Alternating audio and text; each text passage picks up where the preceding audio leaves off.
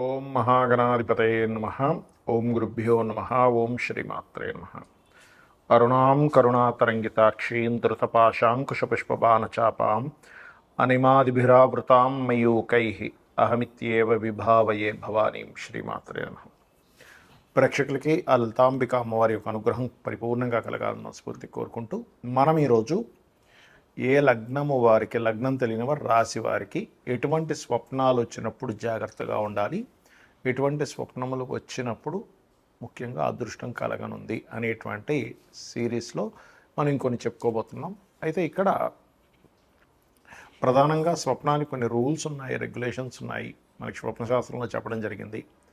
అయితే దీని గురించి నేను మీకు ఎండింగ్లో చెప్తాను. సో వీడియో ఎండింగ్ వరకు చూడండి. స్వప్నం అనేటువంటిది ఏంటంటే ఒక దేవత స్వప్నంలోకి వస్తుంది, లేకపోతే మనకి ఇన్సిడెంట్స్ స్వప్నంలోకి వస్తాయి.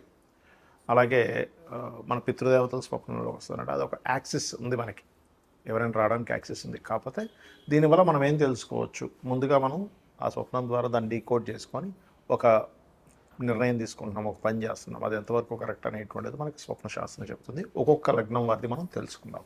వృశ్చికం వారి కనుక చూసుకున్నట్లయితే సర్వసాధారణంగా వృశ్చికం వారికి కాంపిటీషన్ లక్షణాలు ఎక్కువగా ఉంటాయి. అయితే మీకు మంచి స్వప్నములు ఇది ఒక మంచి సంకేతం అని తెలిపేది ఏమిటి అంటే పసుపు రంగు వస్త్రాలు, పసుపు రంగు పుష్పాలు, లేనట్లయితే దత్తాత్రేయుడికి సంబంధించిన విగ్రహం, దక్షిణామూర్తి, గురువులు స్వప్నంలోకి రావడం చాలా మంచిది. అలాగే మంచి నీరు, చంద్రుడు, అదేవిధంగా తెల్లటి పుష్పాలు, సూర్యభగవానుడు, బంగారము, ఇవన్నీ కూడా చాలా మంచి స్వప్న సంబంధించిన విషయంలో. అయితే అది ఏ ఫామ్లో వచ్చింది, ఎలా వచ్చింది అనేటువంటిది తెలుసుకోవాలి. మరి జాగ్రత్త పడవలసినవి ఏమిటి అని చెప్పి చూసుకున్నట్లయితే ఆకస్మికంగా నాకు ఏదో రాబోతుందని ఏదో స్వప్నంలోకి వచ్చింది, అది మాత్రం కొంచెం ఆలోచించుకోవాల్సిన అంశం. అంటే ఎలా అంటే కొంతమంది చూడండి షేర్ మార్కెట్స్ చేస్తుంటారు. అలాంటి వారికి ఆల్రెడీ పోతూనే ఉంటాయి, కానీ స్వప్నంలో మాత్రం నాకు వచ్చినట్టు వచ్చింది అంటే దాన్ని నమ్మకండి దయచేసి. ఎందుకంటే ఇక్కడ అదొక ఎలా ఉంటుందంటే స్వప్నం ఒక్కొక్కసారి మనము దాన్ని అర్థం చేసుకునే విధానం సరిగా అర్థం చేసుకోకపోవడం వల్ల కలిగేటువంటి నెగిటివ్ ఎఫెక్ట్స్ అనేటువంటివి కలుగుతూ ఉంటాయి, గుర్తుపెట్టుకోండి. అలాగే మీరు మీ ఇంటికి వెళ్ళగానే ఏదో ఇల్లు మొత్తం చీకటిగా ఉన్నట్టు, లేకపోతే ఇంట్లో ఏదో నల్లటి ఆకారం తిరుగుతున్నట్టుగా మీకు స్వప్నంలోకి వచ్చింది అంటే మీరు ఆ విషయంలో చాలా చాలా చాలా కేర్గా ఉండాలి అనేటువంటి విషయం మనం అర్థం చేసుకోవాలి. అలాగే మరొక విషయం ఏంటంటే ఇక్కడ గమనించినట్లయితే మీకు కనుక స్వప్న సంబంధించినటువంటి అంశాలలో గుర్తుపెట్టుకోండి, ప్రధానంగా సిబ్లింగ్స్తో అంటే తోబుట్టు వరుస వారితో వాళ్ళతో ఏదైనా మిస్కమ్యూనికేషన్స్ వచ్చాయి, అది కూడా కొంతవరకు జాగ్రత్తగా ఉండాలి. అయితే మీకు ఎటువంటి స్వప్నం వచ్చినా ఏదైనా కానీ మీరు ఎక్కువగా దక్షిణామూర్తి దత్తాత్రేయుడి యొక్క ఆరాధన, సూర్య నమస్కారాలు చేసుకుంటూ ఆదిత్య హృదయ పఠనం కానీ, లేనట్లయితే గజేంద్ర మోక్ష ఘట్టం ముఖ్యంగా చేసుకోండి. ముఖ్యంగా స్వప్న శాస్త్రానికి ఉండేటువంటి రూల్స్ అండ్ రెగ్యులేషన్స్ మనకి శాస్త్రాల్లో చెప్పినటువంటి అంశం ఏమిటి అనే విషయాలు తెలుసుకుందాం. మీకు ఏదైనా ఒక స్వప్నం వచ్చింది అనుకోండి, ఆ యొక్క స్వప్నం ఏదైతే ఉందో దానికి సంబంధించిన విషయంలో మనకి చూడండి, ఎవరైనా డాక్టర్స్ని కన్సల్ట్ చేసిన సైంటిస్టులు ఏమంటారు, మీరు పొద్దున్నంతా మీరు దాని గురించి ఆలోచించారండి అందుకే వచ్చింది అంటారు. అది 100% కరెక్ట్, అందులో డౌట్ ఏం లేదు. 100కి 100% అది నిజం. కానీ మనకి శాస్త్రాల్లో చాలా స్పష్టంగా దాని గురించి ఒక క్లారిటీ ఇచ్చారు. ఏంటంటే మీరు చూసింది, మాట్లాడింది, అనుమానించింది, అదే పనిలో ఉన్నటువంటి అంశాలు ఏవైతే ఉన్నాయో అదే మరలా మీకు నైట్ స్వప్నంలోకి వస్తే అది స్వప్న శాస్త్రంలో దాన్ని పెద్దగా పట్టించుకోవాల్సిన పని లేదు, డీకోడ్ చేయాల్సిన పని లేదు. అంటే ఎలా అంటే ఇప్పుడు జూకి వెళ్ళారు, పాములు కనబడ్డాయి, అమ్మో పాము స్వప్నంలోకి వచ్చిందంటే సంబంధం లేదు. లేదా ఏదో మొత్తం ఫైర్ అయిపోయింది చూశారు, అదే స్వప్నంలోకి వచ్చింది, దానికి సంబంధం లేదు. అవి చూడకుండా, మాట్లాడకుండా, అనుమానించకుండా, ఆ పరిస్థితుల్లో మీరు ఎక్కువ తిరగకుండా వస్తే దాన్ని తీసుకోవాలి. ఇక రెండవది ఏంటంటే స్వప్నశాస్త్రం విషయంలో ఏ సమయానికి వస్తే ఎన్ని రోజుల్లో నెరవేరుతుందని కూడా చెప్పడం జరిగింది. ఏమిటది అంటే రాత్రి సమయంలో గుర్తుపెట్టుకోండి, రాత్రి 9-10 గంటలప్పుడు మీరు నిద్రపోయారు, 12 లోపల మీకు వచ్చింది, అది 6 నెలల నుంచి సంవత్సరం లోపల మీకు అవ్వచ్చు ఆ స్వప్నం యొక్క రిజల్ట్ అనేది. అది గుడ్ అయితే గుడ్, బ్యాడ్ అయితే బ్యాడ్. అలా కాకుండా మీకు 12 నుంచి 3 గంటల ప్రాంతంలో వస్తాయి, 3 నుంచి 4 నెలలు, 5 నెలలు మొత్తం మీద వస్తుంది. అలాగే 3 నుంచి 5 గంటల వ్యవధిలో కనుక వస్తే 1 మంత్లో అయ్యే ఛాన్సెస్ ఉంటుంది. 5 నుంచి 6 గంటల సమయంలో తెల్లవారుజామున మీకు కనుక వస్తే అది 10 to 15 days 10 daysలో కూడా అవ్వచ్చు.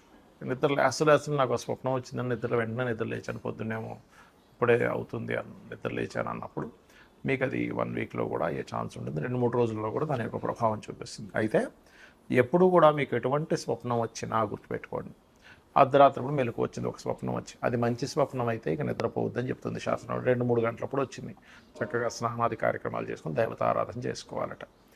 దుస్వప్నం వచ్చిందండి అన్నప్పుడు కాళ్ళు చేతులు కడుక్కొని చక్కగా మరలా మీరు మీ యొక్క ఇష్టదైవాన్ని తలుచుకుంటూ నిద్రపోయినట్లయితే ఒక మంచి స్వప్నం వచ్చి అది ఆ యొక్క స్వప్న సంబంధించిన దుష్ఫలితాలు పోతాయి. అలాగే చాలామంది తెలియక ఉదయం నిద్రలేచిన వెంటనే వాళ్ళ స్వప్నం గురించి వివరిస్తారు. అలా వివరించొద్దు అని చెప్తుంది శాస్త్రం. నిద్రలేచి చక్కగా మీ కాలకృత్యాలు తీర్చుకొని మీ యొక్క నిత్య దైనందిక కర్మలు ఏవైతే నిత్య ధ్యానము, మన సంధ్యావందనము, లేనట్లయితే నిత్య పంచోపచార పూజలు అటువంటివి కంప్లీట్ చేసుకొని చక్కగా ఆలయానికి వెళ్ళొచ్చి మధ్యాహ్నం భోజనం తర్వాత చెప్పాలి అని చెప్తుంది శాస్త్రం. అలాగే మీకు ఎటువంటి స్వప్నం వచ్చినా దాని నుంచి మీకు మంచి ఫలితమే రావాలి అంటే మీరు చేయవలసినటువంటిది ప్రధానంగా గజేంద్ర మోక్ష ఘట్టము చదవడం కానీ, త్రిజట స్వప్న వృత్తాంతం వినడం కానీ, చదవడం కానీ వినడం కానీ చేయొచ్చు. అలాగే ఒక నామస్మరణ, రాముడిది కానీ కృష్ణుడిది నామస్మరణ చేయడం కానీ, లేకపోతే రామాయణ మహాభారతాలు లాంటివి వినడం కానీ చేసినట్లయితే 100% ఈ యొక్క దుస్వప్న సంబంధించినటువంటి ఫలితం తొలగిపోతుంది, గుర్తుపెట్టుకోండి. అలాగే ఇక్కడ ఏంటంటే ఏ స్వప్నం వచ్చినా కూడా అది ఎలాంటి ఫామ్లో వచ్చిందని గుర్తుపెట్టుకోవాలి. అంటే అలాగా మనకి స్వప్నం సర్పాలే వచ్చాయి, సర్పం కాటేసినట్టుకు వస్తే మంచిది అంటారు, కానీ చుట్టేసినట్టుకు వస్తే మంచిది కాదు. ఇప్పుడు గోవు స్వప్నంలోకి వచ్చిందండి అంటే గోవు చక్కగా నిలబడిందండి, తెల్లగా ఉంది, నేను ఆ గోవుకి నేను నమస్కరించుకున్నాను, చాలా మంచిది. అది మిమ్మల్ని పొడుస్తున్నట్టు వచ్చింది, గోవైనా కూడా మిమ్మల్ని ఎటువంటి యాక్షన్ ఉంది అందులో అది చూడాలి. అలాగే మరొక విషయం ఏంటంటే ఇక్కడ మీకు ఉదాహరణకు ఒక అగ్ని వచ్చింది, అగ్ని ఎలా వచ్చింది, కాగడా చేతిలో పట్టుకొని మీరు దారి చూపిస్తూ చక్కగా వచ్చిందా, వేరే వాళ్ళు మీకు ఒక కాగడ ఇచ్చి వెళ్ళండి చీకట్లో ఉన్నారు కదా వచ్చిందా అంటే ఒకరు మీకు సహకరిస్తున్నారు. స్వప్నాన్ని ఎప్పుడు కూడా అది ఆ ఫీల్ ఎలా ఉంది మీకు స్వప్నం వచ్చినప్పుడు, అది ఎటువంటి పదార్థాలతో వచ్చింది అనేటువంటిది ప్రతి స్వప్నానికి కూడా ఒక డీకోడింగ్ లాగా మీకు ముందుగా ఫ్యూచర్ చెప్పేలాగా ఉంటుంది. ఎందుకంటే చాలామందికి చూడండి, కొన్ని ప్రదేశాల్లో మనం నలుగురితో కూర్చున్నప్పుడు ఇదంతా నాకు ఆల్రెడీ ఒకసారి కల్లోకి వచ్చిందంట. ఎలా వచ్చింది మరి, ఫ్యూచర్లో జరగబోయేది ముందుగా ఎలా కల్లోకి వచ్చిందంటే స్వప్నం అనేటువంటిది అదొక శాస్త్రము, దాన్ని బృహస్పతి కూడా రచించాడు, దాని గురించి అనేకమైనటువంటి వాటిలో ఉంది. కాబట్టి ఇది మూఢనమ్మకంగా తీసుకుంటే మీరు ఇందాక నేను చెప్పాను కొన్ని విషయాలు ఆల్రెడీ చూసిందే వచ్చిందండి దాన్ని తీసుకోకండి. అలా కాదు, ఇది ఒక శాస్త్రంగా మీరు పరిగణిస్తూ దీన్ని స్టడీ చేస్తుంది. ఎందుకంటే ఇక్కడ మీకు నష్టపోయేది ఏం లేదు. దుస్వప్నం వచ్చింది, చక్కగా మీరు గజేంద్ర మోక్షం వినడమో చదవడమో చేస్తారు. మంచి స్వప్నం వచ్చింది, దాని రిజల్ట్ మీరు చూస్తారు. శ్రీమాత్రే నమః.